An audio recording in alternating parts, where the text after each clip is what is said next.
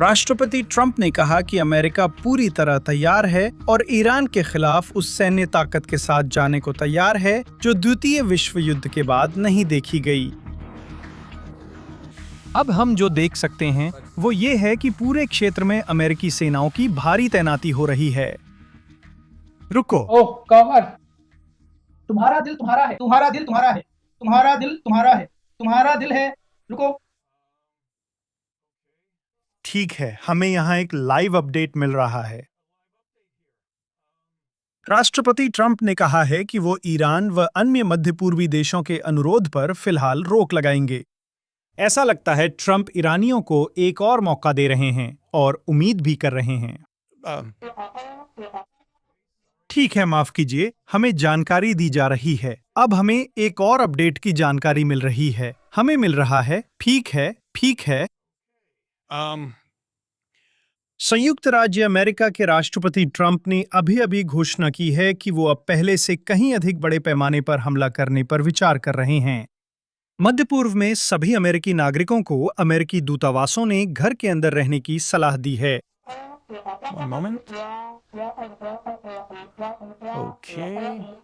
एक क्षण। ठीक है, फिर अभी खबर आई है। संयुक्त राज्य अमेरिका के राष्ट्रपति डोनाल्ड ट्रंप के अनुसार ऐसा लगता है कि पाकिस्तान और कतर ने अब अनुरोध किया है। संयुक्त राज्य अमेरिका ने ईरान देश पर हमले को फिलहाल रोक कर रखें जब तक कि उनके नेता और प्रतिनिधि एक संयुक्त प्रस्ताव लेकर नहीं आते। और यही स्थिति है, या कम से कम मुझे ऐसा लगा। रुको, सच में? हे भगवान, चार्ली ब्राउन नहीं, मेरा मतलब है डोनाल्ड। सच में मिस्टर प्रेसिडेंट। क्या मुझे आपको वो क्लासिक सीन और एली वॉलेक के वे मशहूर शब्द याद दिलाने की जरूरत है? गोली चलानी हो तो चलाओ, बातें मत करो। मुझे पता है कि ट्रंप को लेकर पिछले हफ्ते, कुछ हफ्तों और महीनों में जो कुछ हम देख रहे हैं उसके बारे में मैंने शायद हालात को थोड़ा बड़ा चढ़ाकर पेश किया है, लेकिन ये जो कुछ भी हो रहा है उसकी एक काफी सही तस्वीर है। ट्रंप मीडिया को जानते हैं। वे घटनाओं और हकीकत को लेकर हमारी धारणा गढ़ने के लिए सब कुछ करते हैं।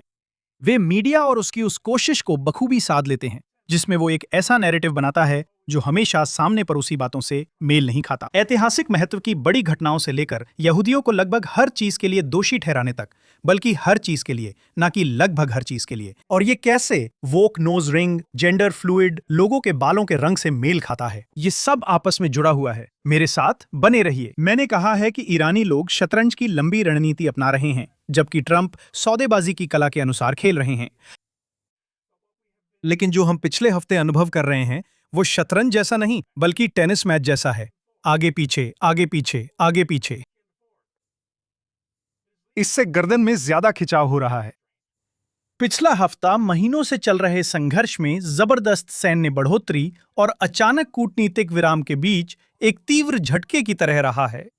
कई हफ्तों तक क्षेत्रीय स्तर पर भारी लड़ाई और ईरान द्वारा अमेरिकी बुनियादी ढांचे पर गंभीर साइबर हमलों के बाद ऐसा प्रतीत हुआ कि संयुक्त राज्य अमेरिका और इजराइल ने आखिरकार ईरान के ऊर्जा और औद्योगिक केंद्रों को निशाना बनाते हुए एक बड़े बहुफ्रंट बमबारी अभियान की योजनाओं को अंतिम रूप दे दिया है। ऑपरेशन शुरू होने से कुछ घंटे पहले ही राष्ट्रपति ट्रंप ने हमले रोकने की घोषणा की।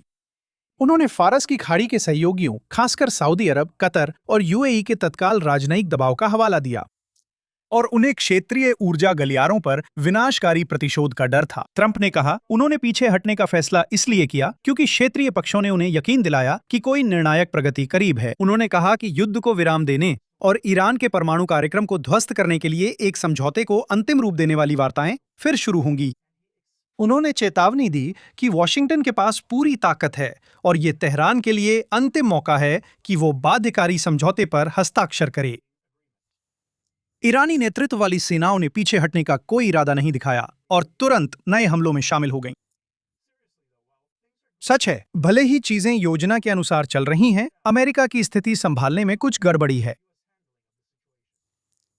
ट्रंप जो मध्यावधि चुनावों पर नजर रखते हैं अभी भी घटनाओं का अहम हिस्सा हैं। लेकिन ऐसा लगता है कि एक हद तक ट्रंप सेंटकॉम और विटकॉफ के बीच फंसे हुए हैं। या क्या वो सच में फंसे हुए हैं? ऐसी रिपोर्टें सामने आ रही हैं जिनमें दावा किया गया है कि यूएस सेंट्रल कमांड की इंटेलिजेंस शाखा के एक अधिकारी ने पिछले बुधवार को सैन्य विश्लेषकों के एक बड़े समूह को एक संदेश भेजा जिसमें ईरान से निपटने के नए तरीकों के सुझाव मांगे गए। इसी तरह की रिपोर्टें इजरायली मीडिया में भी आई हैं, लेकिन मुझे हैरानी होगी अगर अमेरिकी सेना को विचार के लिए ईमेल भेजना पड़े। अगर वे सच में पूछ रहे हैं तो एक सुझाव है, सुबह नेपाम की खुशबू का आनंद लें।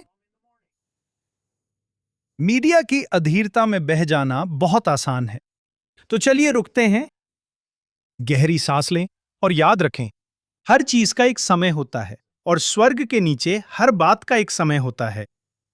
ट्रंप कुशनर और विटकॉफ को काम करने दे रहे हैं। वे बार बार पाकिस्तानी और कतरी प्रस्तावों पर विचार करने की जिद कर रहे हैं, जो सिर्फ ईरानियों को समय दिलाने के लिए हैं। लगता है सऊदी, तुर्क और इस्लामी अर्धचंद्र वाले देश ईरान को हराना नहीं, बस काबू में रखना चाहते हैं। सौदे की कला इस पर केंद्रित है कि विरोधियों को यह विश्वास दिलाया जाए कि उन्हें वही मिल रहा है जो वे चाहते हैं, जबकि ट्रंप अपने लक्ष्य की ओर बढ़ रहे हैं, यानी हॉर्मुज जलडमरू मध्य को ईरान की उस क्षमता से मुक्त करना जिससे वह विश्व अर्थव्यवस्था को जकड़ सकता है। मीडिया की अधीरता भी इसमें योगदान देती है, जिससे ईरान को बढ़त का आत्मविश्वास मिलता है। असल में यह अमेरिकी पीछे हटना नहीं, बल्कि एक रणनीतिक जाल है। ये एक जाल है जिसे ईरान वास्तव में समझता है। इसी वजह से वे लगातार देरी करते हैं और बहाने बनाते रहते हैं। एक निर्णायक सैन्य टकराव अनिवार्य है, लेकिन ये तभी शुरू होगा जब संयुक्त राज्य अमेरिका और इजराइल अंतिम रूप से पेश करेंगे गैर परक्राम्य अल्टीमेटम, जिसमें ईरान के परमाणु कार्यक्रम को समाप्त करने की मांग होगी, जिसे तेहरान नकार देगा। इस अल्टीमेटम तक हमले में देरी कर वॉशिंगटन सुनिश्चित करता है कि अंतिम प्रहार अंतर्राष्ट्रीय वैधता मिलने के बाद ही हो और हॉर्मुज जलडमरू मध्य खाली हो, और अपनी नौसेना को प्रमुख आक्रामक स्थिति में तैनात कर देगा ताकि किसी भी ईरानी जवाबी कार्रवाई को तुरंत निष्क्रिय किया जा सके। संभव है कि यह हमला इजरायली चुनाव और अमेरिका के मिड टर्म्स से पहले हो जाए। ये इतना जबरदस्त होगा कि इन दोनों पर नकारात्मक असर नहीं पड़ेगा, बल्कि उल्टा असर हो सकता है। इसी कारण इजराइल, हिजबुल्लाह और हमास दोनों के खिलाफ संयम बरत रहा है।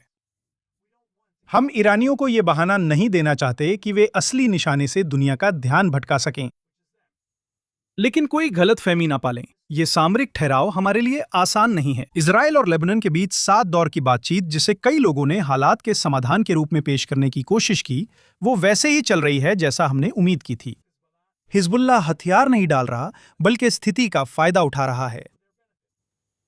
वे सचमुच सिर्फ अपने कपड़े बदल रहे हैं, अपने सैन्य ट्रकों को इस्लामिक हेल्थ ऑर्गेनाइजेशन के नाम वाले मानवीय वैन से बदल रहे हैं और पूरी तरह से छुपकर सामान की तस्करी कर रहे हैं।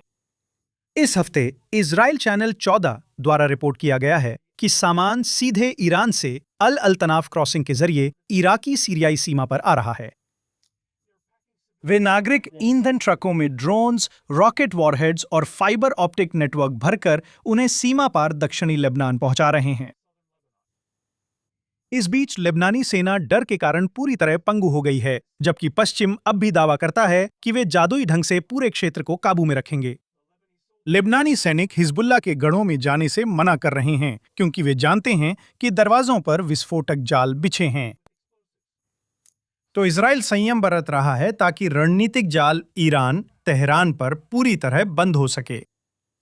इस देरी का महिमा मंडन नहीं करना चाहिए। पश्चिम हाथ में कलम लेकर आता है, इस उम्मीद में कि युद्ध विराम पर बातचीत हो जाएगी। आतंकी दुश्मन धोखे, ईंधन ट्रकों और ड्रोन के साथ आता है, युद्ध के अगले चरण की तैयारी करता है।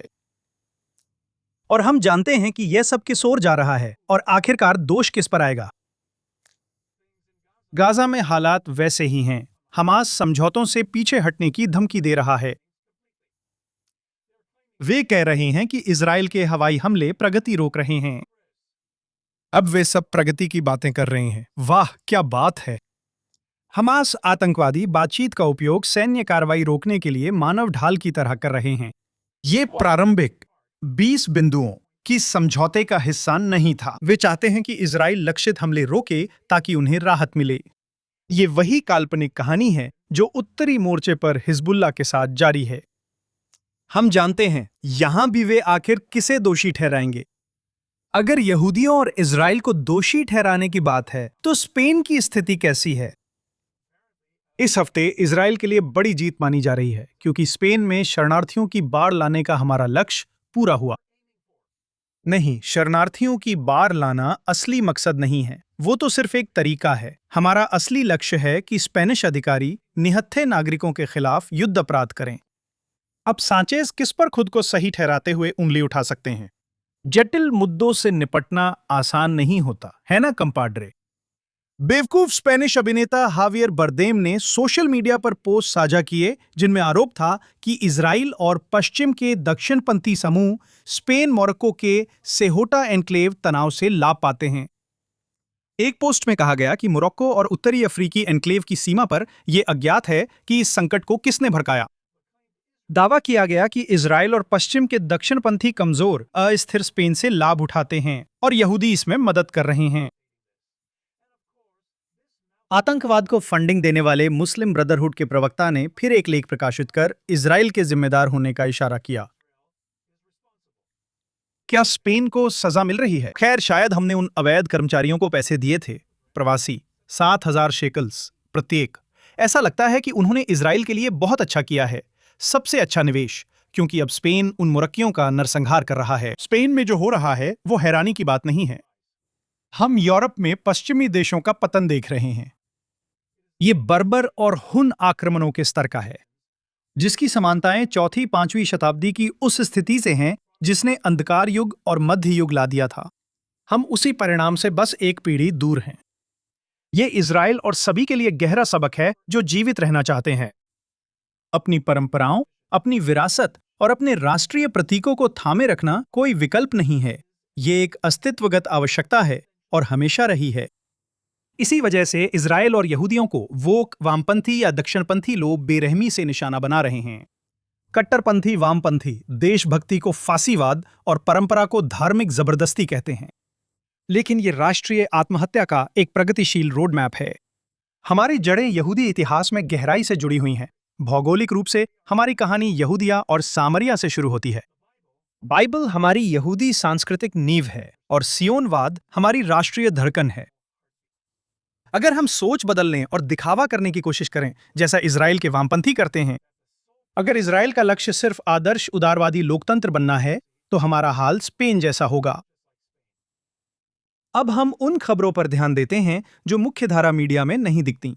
हमारे अच्छी खबर वाले कोने में, जिसे मैंने अभी अभी गढ़ा है, हम देख सकते हैं कि गाजा में चीजें कितनी अच्छी चल रही हैं। इस हफ्ते गाजा की शानदार तस्वीरें, एक अच्छा जिम, एक अच्छा स्विमिंग पूल, अच्छा खाना। अब ये खुद को बहुत नेक समझने वाले लोग क्या करेंगे? खैर, लगता है कि अब ये लोग अपने बालों का रंग बदलने वाले हैं। बैंगनी बालों का ट्रेंड अब आधिकारिक रूप से खत्म होता दिख रहा है, क्योंकि अब ज्यादा से ज्यादा लोग छोटे हरे बालों के रंग के साथ नजर आ रहे हैं। वोक ट्रांस महिलाओं का संगठन, जिसे आमतौर पर OWTF के नाम से जाना जाता है, ने आधिकारिक रूप से अपने सदस्यों से अपने बालों को हरा रंग में, यानी बैंगनी से हरे रंग में बदलने का आह्वान किया है।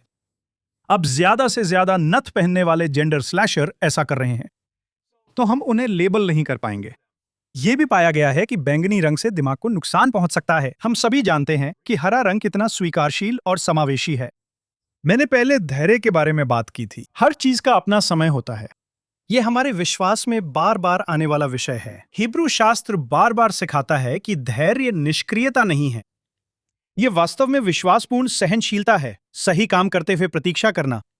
ईश्वर के समय पर भरोसा रखें, परिणामों को जबरदस्ती लाने की कोशिश ना करें। कई अंश धैर्य को वो स्थिरता बताते हैं जिसमें हम देरी, परेशानी या अनिश्चितता में टिके रहते हैं।